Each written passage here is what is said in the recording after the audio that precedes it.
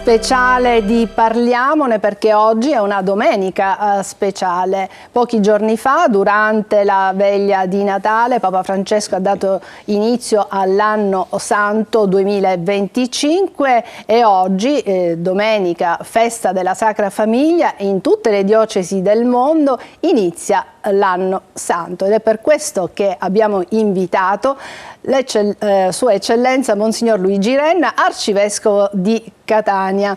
Eccellenza, intanto vorrei come prima domanda spiegare ai nostri telespettatori cos'è il Giubileo.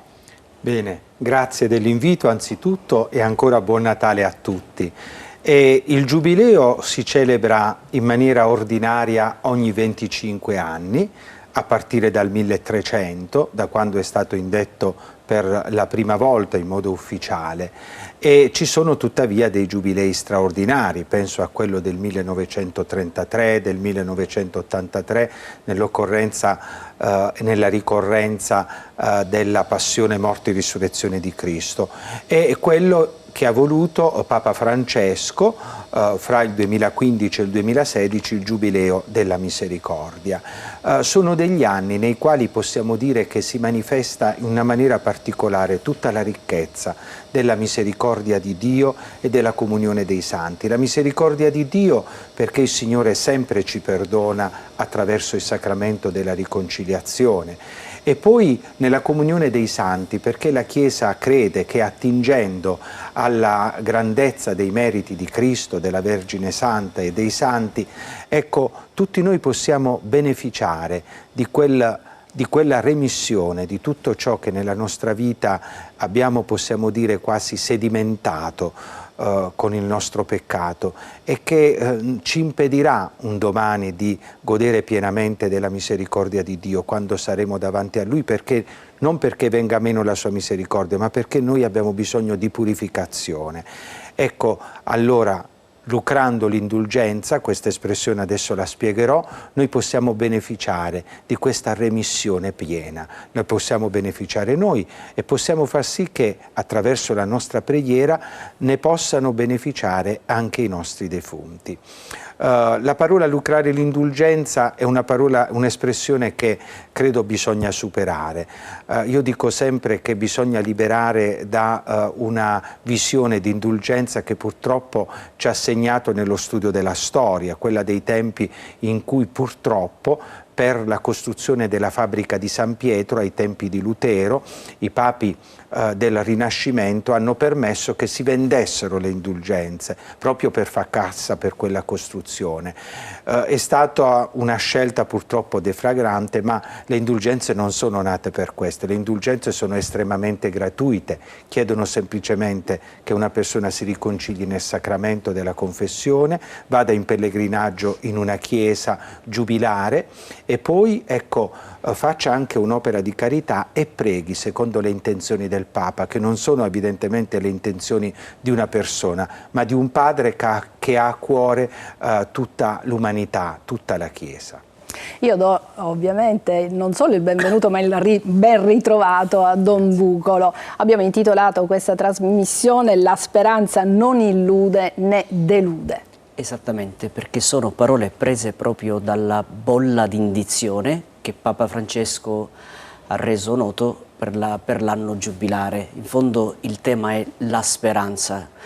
È una frase presa dall'Apostolo Paolo, Lettera ai Romani, capitoli 5, e in fondo il Giubileo vuole dare un messaggio forte di speranza. In che senso speranza? Perché oggi purtroppo quando utilizziamo la parola speranza la intendiamo come augurio. Io spero che sia un anno migliore, io spero che nel mondo ci sia la pace. In realtà, ed è questo il messaggio centrale, la speranza non è un augurio, non è una parola, ma è un evento.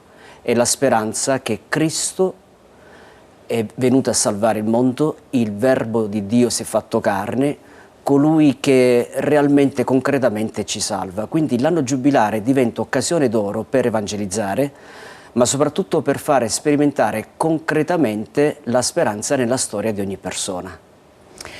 Eccellenza, il Papa parla di pellegrini di speranza, di essere pellegrini, anche questo termine ci indica un movimento. Un movimento. Papa Francesco parla sempre di speranza, come diceva Don Bucolo, è una certezza. Certo, la speranza cristiana non è semplicemente un ottimismo, un vediamo se me la cavo, per usare un'espressione a tutti nota, ma è fidarsi pienamente del Signore. Possiamo dire che le tre virtù teologali sono tra loro connesse.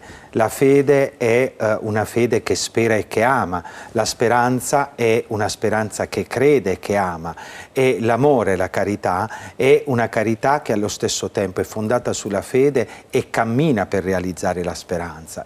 Perché pellegrini di speranza? Perché ci viene data una prospettiva dal Signore, ci vengono dati degli orizzonti, ci vengono dati anche degli strumenti che sono quelli, ad esempio, del perdono. Il Papa nel messaggio per la giornata della pace, che ricorrerà fra qualche giorno, il 1° gennaio, ha lanciato questo titolo: rimetti a noi i nostri debiti, perché il senso del giubileo presso il popolo di Dio era proprio questa grande remissione, aveva una fortissima valenza sociale.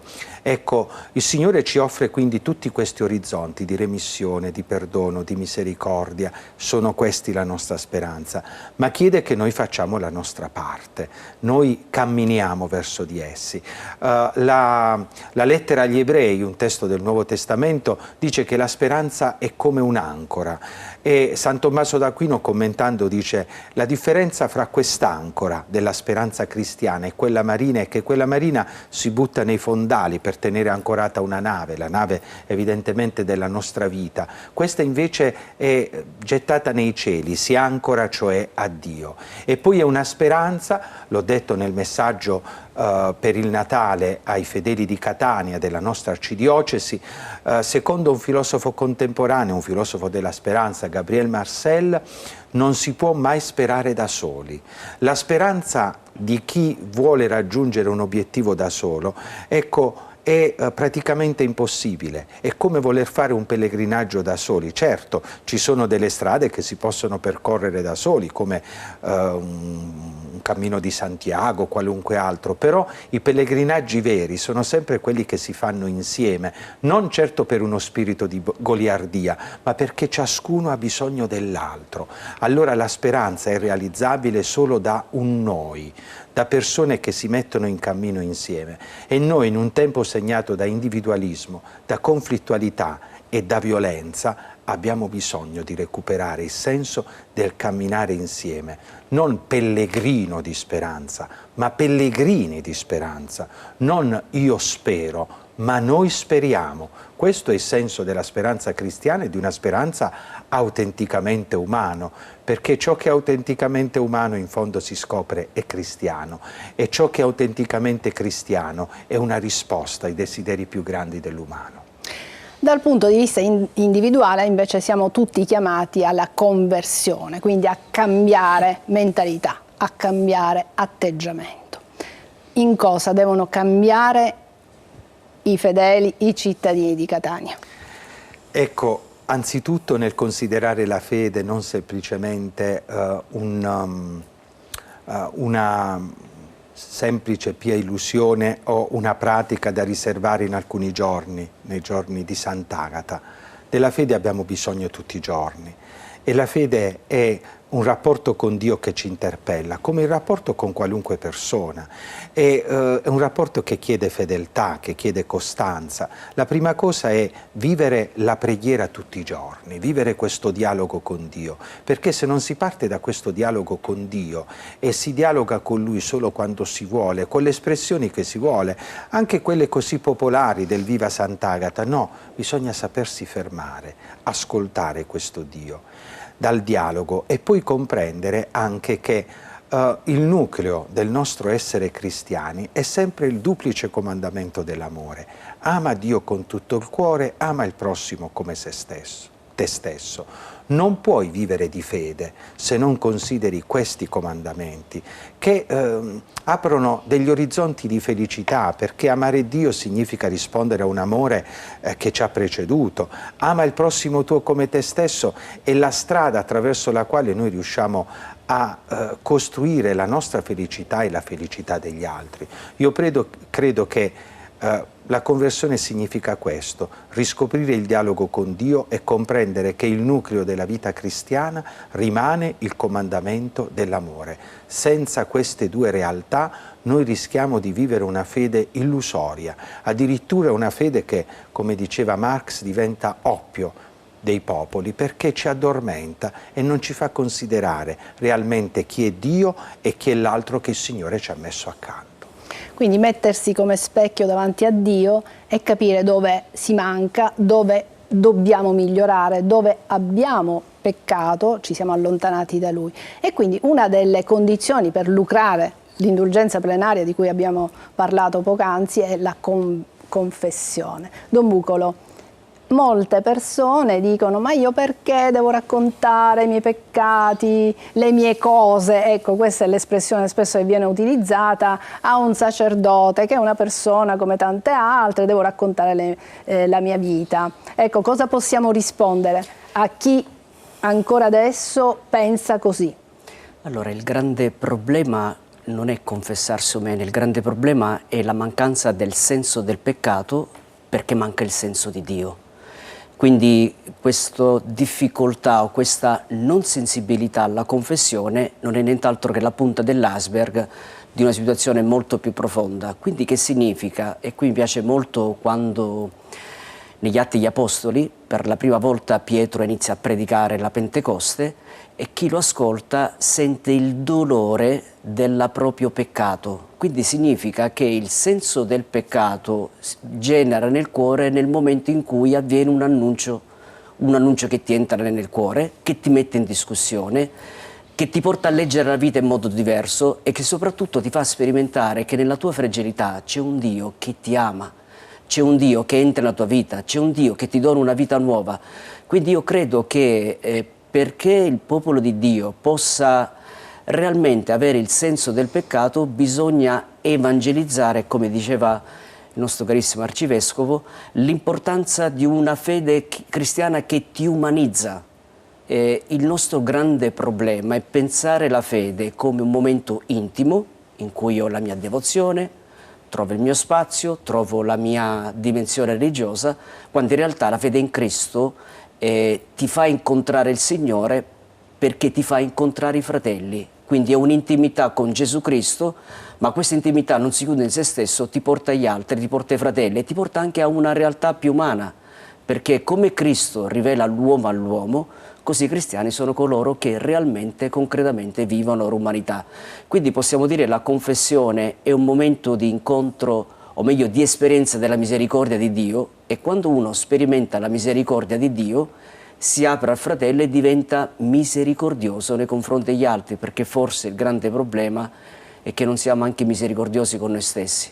Quando il comandamento dice ama gli altri come te stesso è perché forse in realtà non ci amiamo, in realtà non abbiamo un senso del reale della nostra vita. Quando accogliamo realmente noi stessi con la nostra fragilità, ma questo avviene solo per grazia di Cristo, allora la nostra fede si umanizza e ci apriamo agli altri.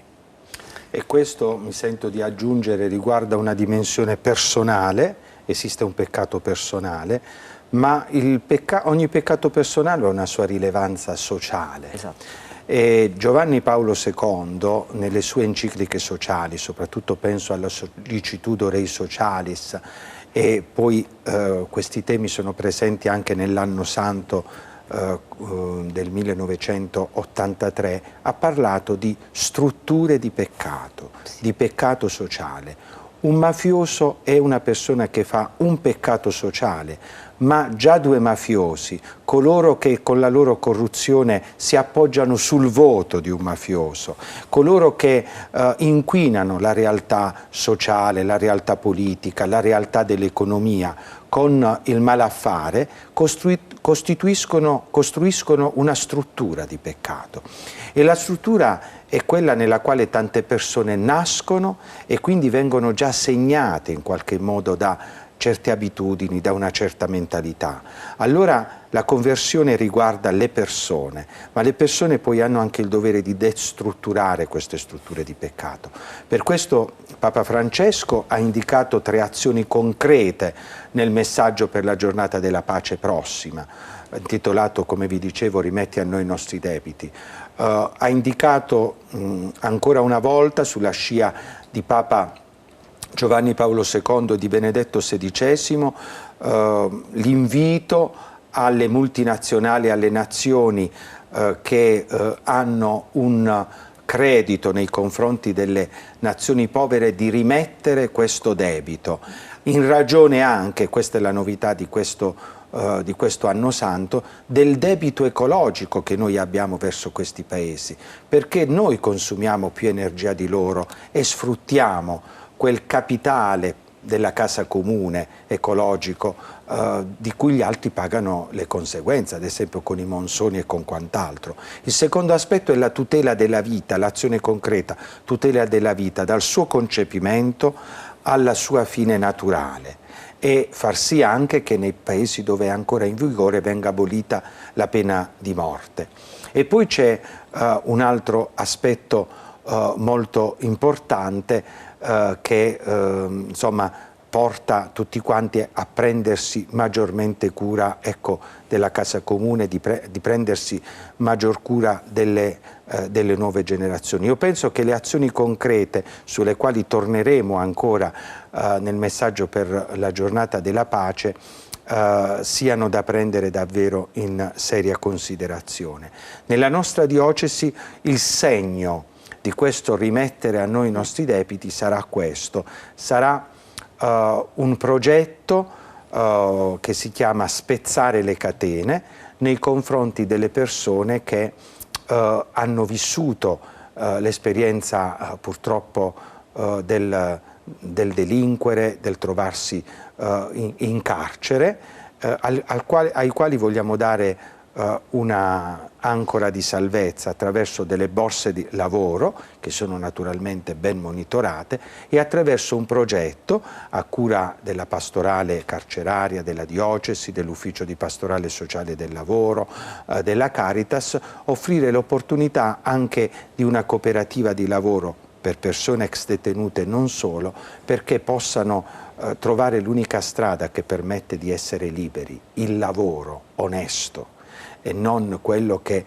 magari la mafia dà assoldando delle persone per lo spaccio di droga e così segnando negativamente non solo la vita di una persona, ma di tutta la famiglia, anche dei propri figli, perché andare a spacciare con un bambino in braccio significa anche dare un messaggio al proprio figlio, significa ipotecare la vita di quel bambino, per cui non ci si deve meravigliare se ad un certo punto, ecco, la legge dice tu non puoi tenere più quel bambino, perché tu a quel bambino lo stai portando in un abisso.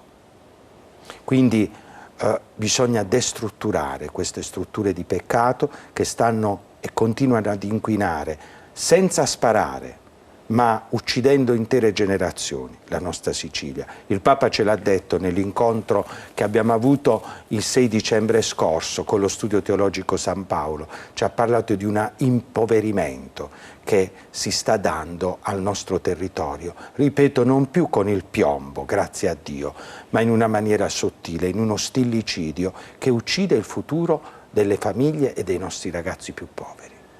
Grazie Eccellenza, andiamo per qualche secondo in pubblicità, ci ritroviamo qui tra pochissimo.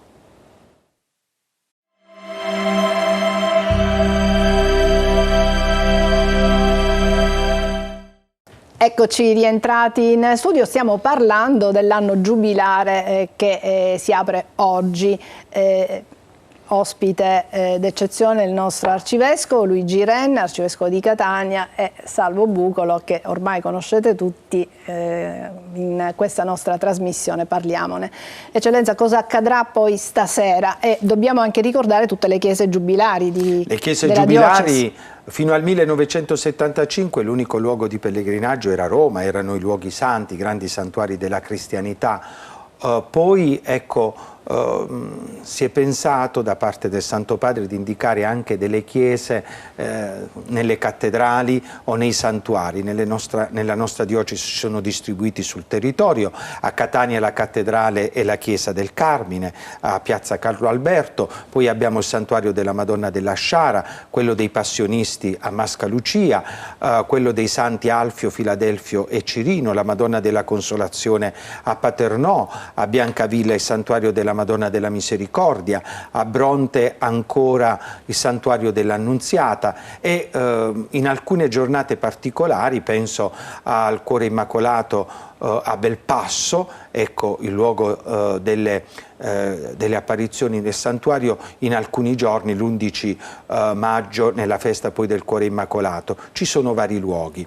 Ma ecco, la cosa importante è che questi luoghi vengono dati perché ognuno abbia la possibilità di andare, anche chi non può permettersi di fare un viaggio, un pellegrinaggio a Roma. Noi avremo il pellegrinaggio diocesano dal 23 al 26 di aprile, in un periodo che non è molto caldo, però effettivamente è un pellegrinaggio che non è un giro turistico per santuari, ma si va a Roma e si vive il pellegrinaggio solo nelle basiliche romane con un bel percorso.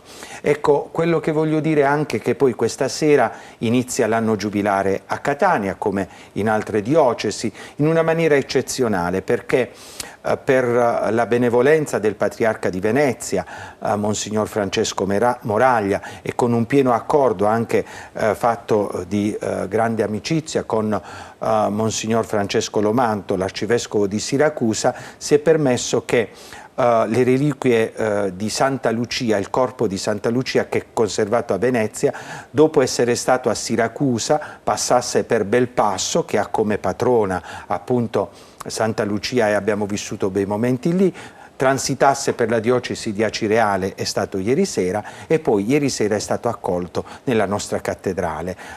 È stato accolto secondo rinnovando quello che la tradizione ci dice del rapporto fra Agata e Lucia. Lucia è stata martirizzata sotto Diocleziano 50 anni dopo Sant'Agata, martirizzata sotto l'imperatore Decio, e lei andò in pellegrinaggio sulla tomba della nostra santa chiedendo la guarigione della madre e ricevendo da Sant'Agata quasi una conferma, una profezia sulla sua santità. Io ho sottolineato questo aspetto e lo sottolineerò ancora, che la santità contagia. Possiamo dire che Sant'Agata ha contagiato la santità di Lucia, come contagia anche il nostro vivere cristiani. Nel rapporto fra Sant'Agata e Santa Lucia non dobbiamo vedere, ecco, dei rapporti che vanno in un'ottica di campanilismo, che sarebbe troppo piccina e che non riguarda la fede. Ma dobbiamo vedere semplicemente questo, che il sangue dei martiri è seme di nuovi cristiani, come diceva lo scrittore, l'autore cristiano Tertulliano.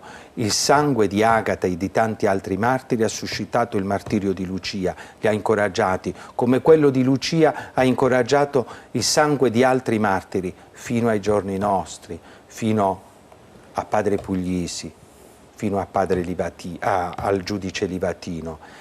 E tutti coloro che, ecco, nella loro fede sentono di dover testimoniare, guardano ai martiri come quelli che dice il Papa nella Spes non confundit, sono gli esempi più grandi di speranza, perché davanti alla prospettiva di una vita che veniva loro strappata violentemente hanno detto: noi andiamo avanti perché ci fidiamo del Signore, perché la nostra ancora di speranza è gettata nei cieli. E mi piace in conclusione dire che la nostra è una terra martoriata un po' per le eruzioni dell'Etna, i terremoti, e poi pensiamo alle strutture di peccato di cui parlava l'Arcivescovo di Catania, mafia, corruzione eccetera, però è anche una terra dalla quale germogliano tante belle figure, tanti santi del passato ma anche attuali, quindi come dire, dove abbonda il peccato abbonda la grazia, potremmo anche dire, certamente. E abbonderà, e speriamo che appunto quest'anno santo sia, come dire, ricco di grandi conversioni, di un cambiamento di vita di tante persone, e che veramente si possa tutti insieme camminare verso un futuro migliore dal punto di vista civile, morale e spirituale. Grazie Eccellenza, grazie per essere stato ospite della nostra trasmissione, e grazie ovviamente a Don Bucolo, che anche oggi ha impreziosito questa trasmissione. E grazie anche a voi che ci avete seguito fin qui. Alla prossima.